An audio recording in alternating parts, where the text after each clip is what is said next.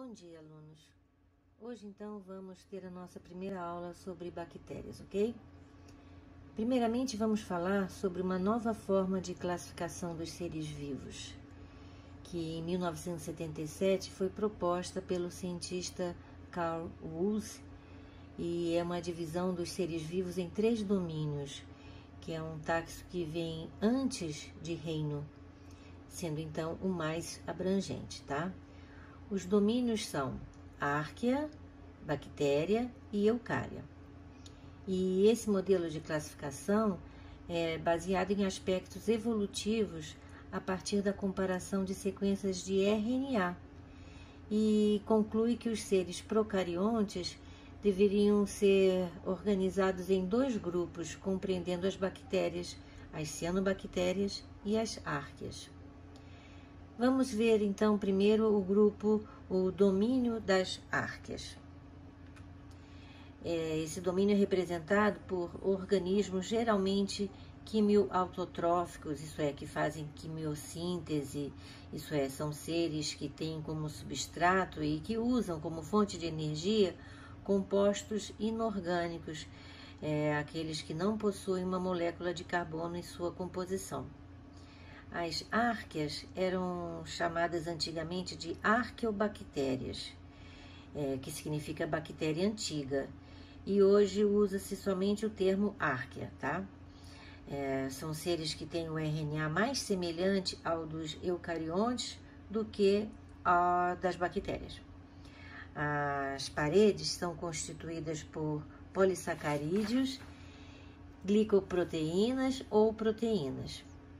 Elas não apresentam peptidoglicanos, que é um polímero composto por açúcares e aminoácidos que estão presentes nas paredes bacterianas, e isso determina a sua forma e protege da lise osmótica, né? Quando em meio hipotônico, porque forma uma cadeia, uma camada semelhante a uma malha por fora da membrana plasmática.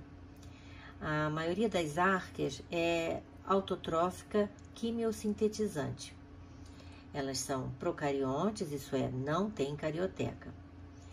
E essas características somadas lhes permitem viver em locais extremos, onde muitos outros organismos não sobreviveriam. Elas geralmente apresentam características que não só os permitem sobreviver nesses ambientes, como também parecem melhorar em ambientes extremos, sendo por isso chamados de extremófilas. Podem ser divididos em halófitas, que são aquelas que vivem em ambientes extremamente salinos, como o Mar Morto em Israel, que fica a mais de 400 metros abaixo do nível do mar, sendo o ponto mais baixo da terra seca no planeta, né? Uma curiosidade, o Mar Morto recebe este nome porque tem a maior concentração de sal de todos os mares. Na realidade, ele é um lago. E essa salinidade estima-se que seja 300 gramas de sais para cada litro d'água, quando o normal é 35. Apesar dele ser chamado de morto, em 1990 foi descoberto vida neste ambiente. E um exemplo de vida nesse ambiente são as árqueas do gênero Halobacterium. Outro grupo de extremófilas é o grupo das termófilas, que são organismos que vivem em ambientes extremamente quentes.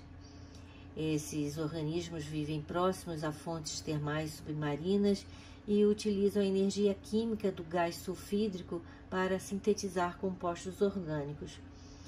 Um exemplo são as chamadas cepa 121, porque se reproduzem nesse ambiente a uma temperatura de 121 graus Celsius. Isso acontece porque elas possuem uma adaptação que tornam suas proteínas e material genético estáveis a essa temperatura. Experiências realizadas no Departamento de Microbiologia da Universidade de Massachusetts, nos Estados Unidos, provou que nem sempre o procedimento padrão de esterilização em hospitais é o suficiente para matar esse tipo de organismo, já que eles chegam a sobreviver até 130 graus Celsius. E a autoclave que é utilizada para a esterilização de objetos, só chega a 120 graus Celsius.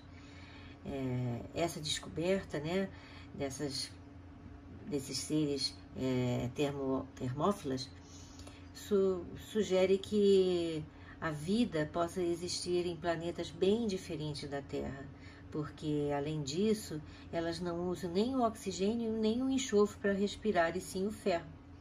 E são seres extremamente interessantes e ainda misteriosos, nos levando a entender que a vida nem sempre evolui como a biologia ensina, em águas mornas, banhadas pela luz solar, na superfície da Terra. Mas também temos as metagênicas, que vivem em ambientes moderados, como pântanos e vísceras de herbívoros, que são assim chamadas porque utilizam o hidrogênio para reduzir o gás carbônico e produzir metano. Como eu disse, são encontradas em ambientes sem oxigênio e com abundância de matéria orgânica. Acredita-se que os organismos anaeróbicos reinaram supremos durante os primeiros 2 bilhões de anos na história da Terra, e o efeito estufa que produziram teve consequências profundas sobre o clima do planeta. Em resumo, os cientistas afirmam que esses seres possibilitaram a criação de um ambiente úmido e quentinho, que é o preferido de muitos organismos, e assim a vida como nós conhecemos hoje pôde se desenvolver na Terra. Esqueci de falar sobre as cianobactérias, que já foram chamadas de algas azuis ou algas cianofícias. Essas são micro-organismos procariontes também, capazes de se realizar fotossíntese, mas não apresentam fótons sintetizantes organizados em cloroplastos. Atualmente são conhecidas mais de 7.500 espécies e que estão distribuídas nos ambientes terrestres de água doce, também em ambientes marinhos e até mesmo em fontes termais e até na neve. Muitas espécies vivem em simbiose com outros organismos e outras participam do ciclo do nitrogênio. São organismos produtores, fazendo parte das cadeias tróficas aquáticas, sendo assim extremamente importantes para o funcionamento dos ecossistemas. Apesar disso, podem também causar problemas no meio ambiente e também à nossa saúde. Vamos agora então falar sobre o segundo domínio, o domínio bactérias. As bactérias são seres unicelulares e procariontes, isso é, formados por uma única célula sem a membrana nuclear, sem carioteca. Elas podem viver isoladas ou formar colônias, que são indivíduos semelhantes que vivem unidos fisicamente, né? E como não tem carioteca, dizemos que não tem núcleo celular verdadeiro e o cromossoma fica enovelado e é denominado nucleóide. A maior parte das bactérias possui parede celular constituída por peptidoglicanos e internamente à parede celular há a membrana plasmática que delimita o citoplasma. Ainda em alguns representantes, externamente à parede celular, há uma cápsula, chamada cápsula bacteriana. Então, nós temos bactérias com cápsula e bactéria sem cápsula. As bactérias patogênicas com cápsula ficam mais protegidas, evitando que sejam fagocitadas pelos macrófagos do sistema imunológico. E elas não são encontradas nelas, organelas, e entretanto há um número considerável de ribossomas.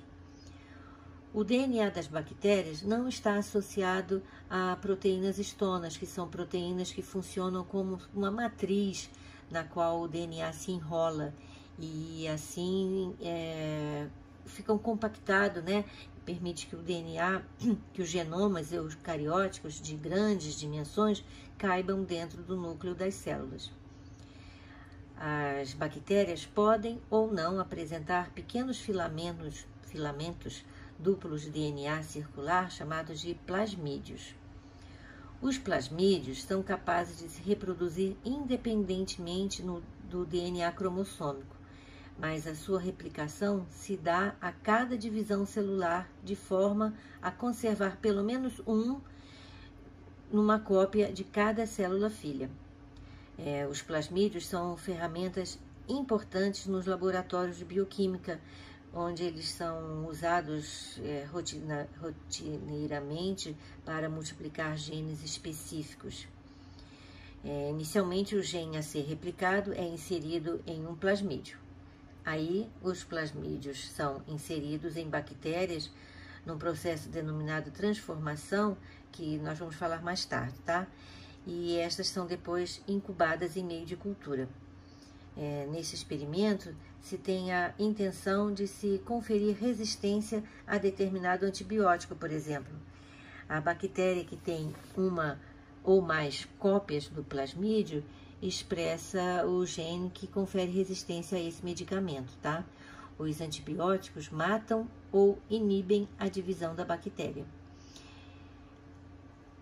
Qual a bactéria a bactéria que não recebeu o plasmídio não possui esse gene, então não será resistente ao antibiótico.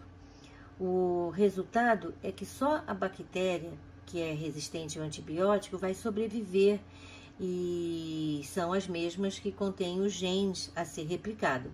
Essas bactérias podem ser posteriormente cultivadas em grande quantidade, recolhidas e destruídas para se isolar o plasmídio que nos interessa.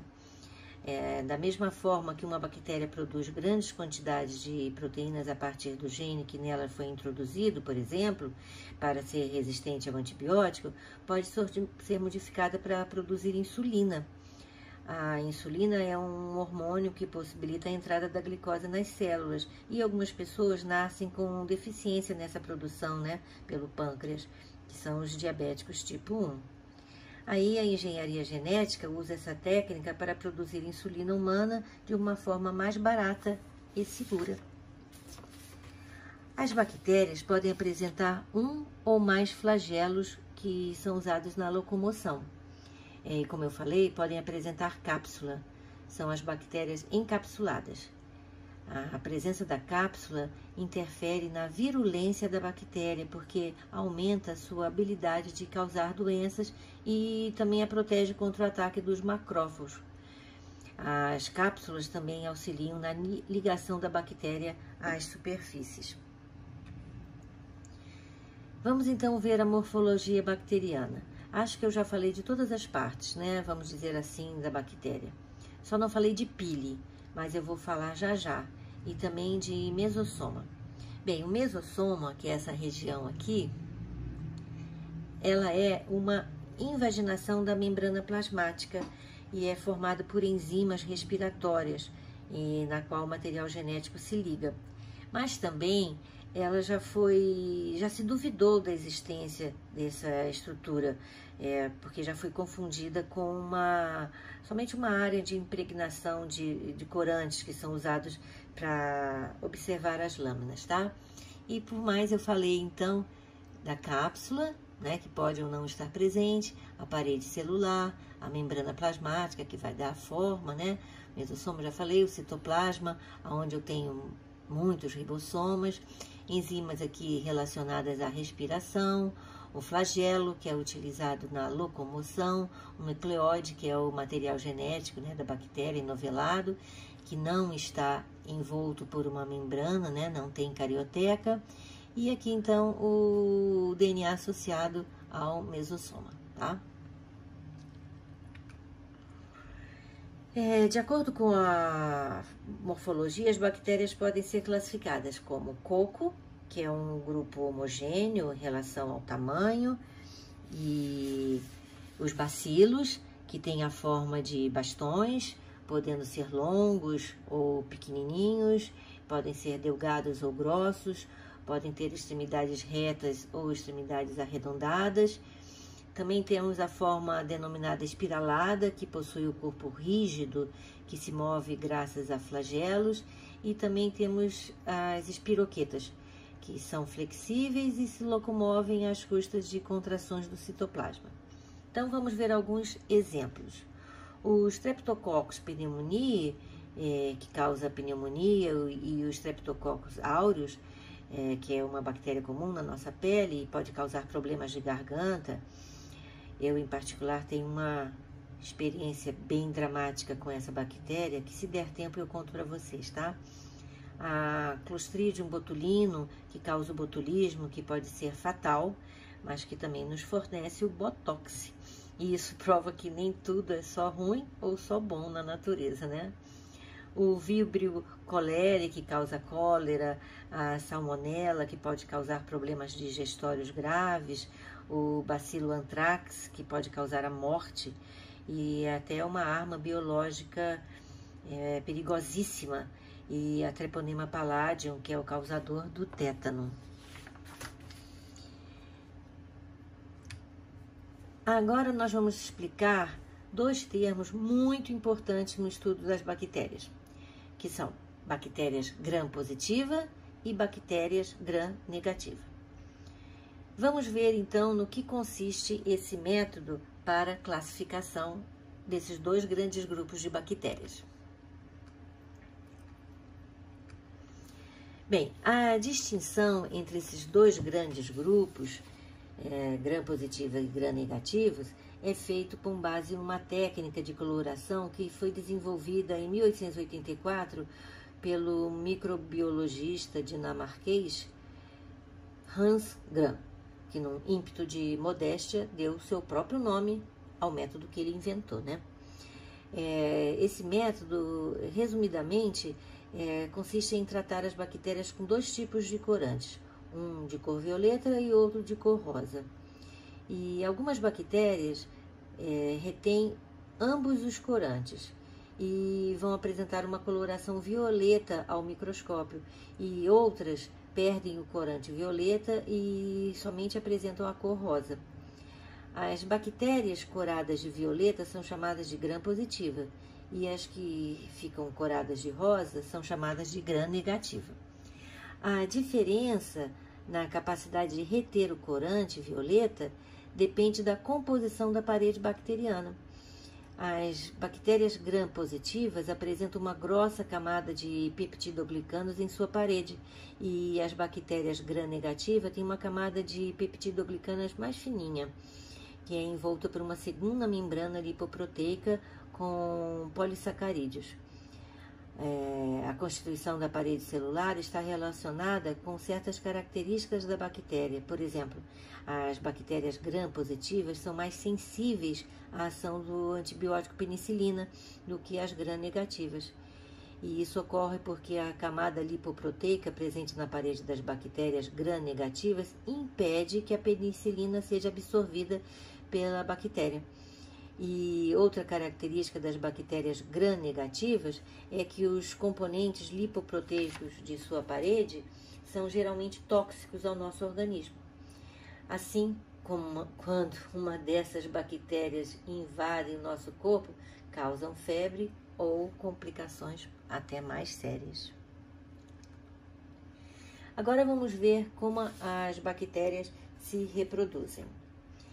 Bem, elas podem se reproduzir, primeiro, o tipo de reprodução que a gente vai falar, que é a assexuada, também chamado de divisão binária ou cisparidade. Esse processo acontece rapidamente. Então, quando a bactéria quer colonizar uma área, ela se reproduz por divisão binária. Porém, ela tem uma grande desvantagem. Por quê? Porque todas as bactérias filhas serão idênticas à bactéria mãe. Em condições ambientais ideais, em apenas 20 minutos eu vou ter milhares de bactérias que são geneticamente idênticas. O conjunto dessas bactérias, originadas de uma única célula por sucessivas reproduções assexuadas, é denominado clone. Então, é uma vantagem porque é rápida, porém é uma desvantagem porque todas serão iguais. E agora a gente vai fazer um parêntese para falar em endósporo. O que acontece? O que é um endósporo? é resultante da desidratação da célula bacteriana e da formação de uma parede grossa e resistente em torno do citoplasma desidratado. E nessas condições, o endósporo é capaz de permanecer anos com atividade metabólica totalmente suspensa, e ele vai resistir ao calor intenso, à falta de água e até à ação de substâncias que normalmente matariam esse micro-organismo. Esse processo de formação do endósporo é chamado esporulação ou esporogênese, e onde o cromossomo bacteriano duplica-se e uma das cópias cromossômicas isola-se do resto da célula, sendo envolvido por uma membrana plasmática. Depois, forma-se uma parede espessa em torno dessa membrana, constituindo o endósporo, e assim ele é chamado assim porque se forma dentro da célula. O restante do conteúdo celular degenera e a parede da célula original se rompe, liberando o endósporo. Ao encontrar um ambiente adequado, isso é, ao voltar ao ambiente adequado, o endósporo hidrata-se e sua parede rompe-se, constitui-se uma nova bactéria que passa a se reproduzir por divisão binária. Os endósporos são de grande importância na medicina e na indústria de alimentos, pelo fato de serem resistentes ao calor e à esterilização química. Uma maneira de destruir os endósporos é a autoclavagem. Agora, mas já se sabe que às vezes não é o suficiente, né? Uma versão doméstica da autoclave é a panela de pressão, que permite esterilizar com bom resultado alimentos e instrumentos, como uma madeira, por exemplo, né? Na conservação de alimentos são utilizados também substâncias conhecidas como preservativos químicos, que evitam a germinação de endósporos e a multiplicação de diversos tipos de micro-organismos. Então, essas substâncias são geralmente adicionadas a alimentos de origem animal, como, por exemplo, presunto, bacon, a salsicha. E um exemplo é o sal inorgânico denominado nitrito de sódio. Ele é muito utilizado na indústria de embutidos e também de enlatados. Ele conserva a cor vermelha dos produtos à base de carne e também impede a germinação de endósporos da bactéria causadora do botulismo. Entre as bactérias de interesse econômico que formam endósporo, nós podemos citar o Bacilo anthrax, que é uma bactéria anaeróbica facultativa que causa doença conhecida como anthrax do gado bovino e pode eventualmente ser transmitida também a seres humanos. E esses endósporos podem permanecer durante anos nos pastos, infectando o gado. E se descobriu a importância, a influência das minhocas na distribuição do Bacilo anthrax, porque elas incorporam essa bactéria à sua alimentação, né, e distribuem o anthrax pelo solo, né, e assim pode contaminar grandes áreas.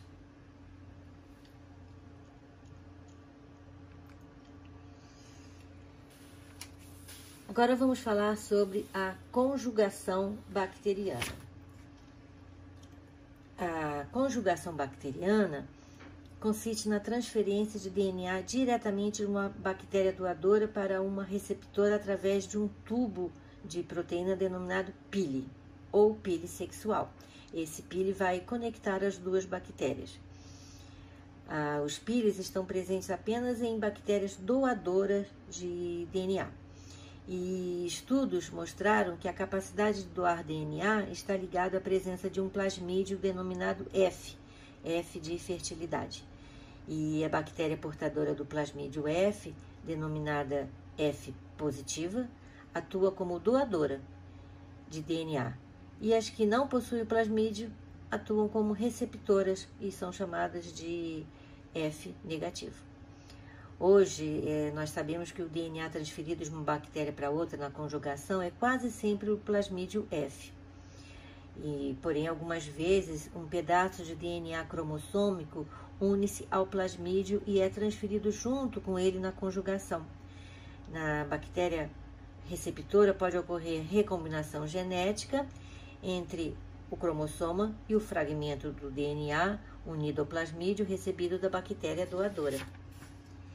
A conjugação bacteriana é de grande importância médica, porque ela permite que plasmídios com genes para resistência de diversos antibióticos entre em uma bactéria e vai assim conferir resistência à sua descendência.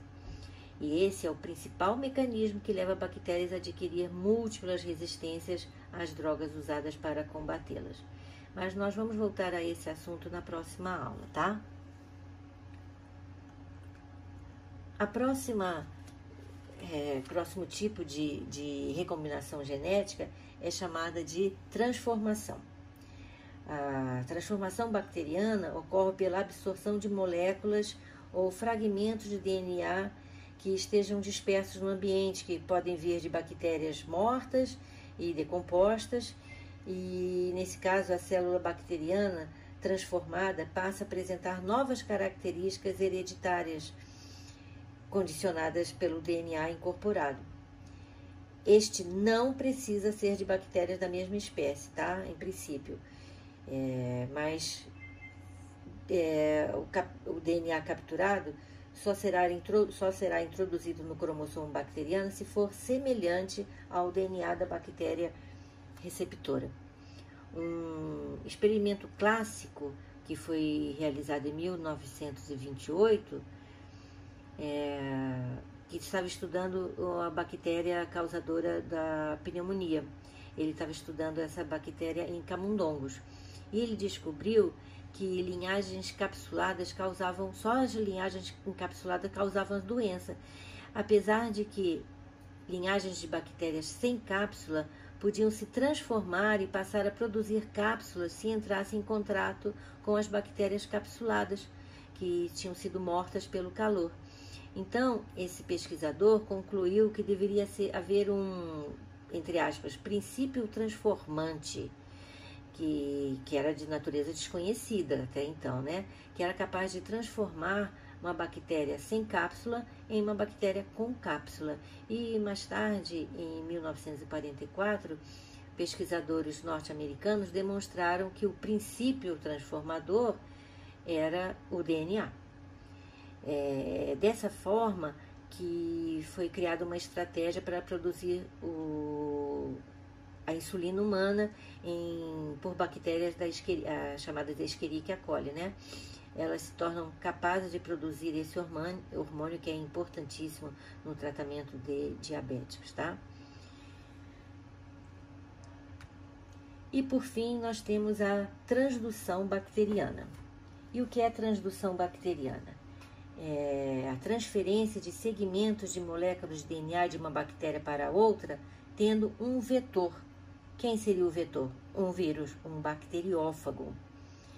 E isso acontece porque, ao formar-se no interior das células hospedeiras, os bacteriófagos podem, por acaso, incorporar pedaços do DNA bacteriano. E depois de serem liberados e infectar outra bactéria, os bacteriófagos podem transferir para essa bactéria os genes bacterianos que eles transportavam. E a bactéria, eventualmente infectada, incorpora em seu cromossomo os genes recebidos do fago. E se este não destruir a bactéria, ela pode se multiplicar e originar uma linhagem chamada linhagem transduzida, que vai ter novas características adquiridas de outras bactérias vindas do fago. Então vejam aqui, né, o bacteriófago, né, que penetrou numa bactéria e quando ele saiu, levou um pedacinho do DNA da bactéria. E quando ele entrar em outra bactéria, olha quem está aqui, um pedacinho lá do DNA daquela primeira bactéria. Quando essa bactéria estourar, vai liberar novos fagos e o ciclo vai se fechar. Quanto à nutrição e à respiração, as bactérias podem ser classificadas em autótrofas, quando elas obtêm alimento a partir de gás carbônico e água, e neste caso tem umas bactérias fotossintetizantes que fazem a fotossíntese semelhante a fotossíntese das plantas, tá? E elas são ditas colonizadoras, porque são as que primeiro chegam em determinados ambientes, né? Também temos as bactérias quimiosintetizantes, que utilizam oxidações inorgânicas como fonte de energia. Ou elas podem ser heterótrofas, quando elas obtêm alimento a partir de moléculas orgânicas produzidas por outros seres vivos. E aí, nesse caso, nós temos as bactérias saprofágicas, que são as decompositoras, né, que permitem a reciclagem da matéria na natureza, e as que vivem em mutualismo, no intestino de ruminantes, por exemplo, e as parasitas, que causam doenças, que é o objeto de estudo da nossa próxima aula. E quanto à respiração, temos as bactérias aeróbicas, que utilizam obrigatoriamente o oxigênio, as fermentadoras, que fazem fermentação alcoólica e são utilizadas, por exemplo, na fabricação do vinho, né? E as que fazem fermentação láctea, que são utilizadas para produzir queijos, né? Que produzem ácido lático. E também temos bactérias chamadas bactérias anaeróbicas obrigatórias, como, por exemplo, a bactéria do tétano, que vive no solo ou na água parada. E também as bactérias anaeróbicas facultativas, que na presença de oxigênio fazem respiração aeróbica e na ausência do oxigênio fazem fermentação. E um exemplo de bactéria anaeróbica facultativa é a Escherichia coli, que é encontrado no nosso trato intestinal. Bem, alunos, por hoje é só. Aguardo vocês na próxima aula para continuarmos este assunto, ok? Vamos falar sobre doenças causadas por bactérias, combinado? Então, até lá!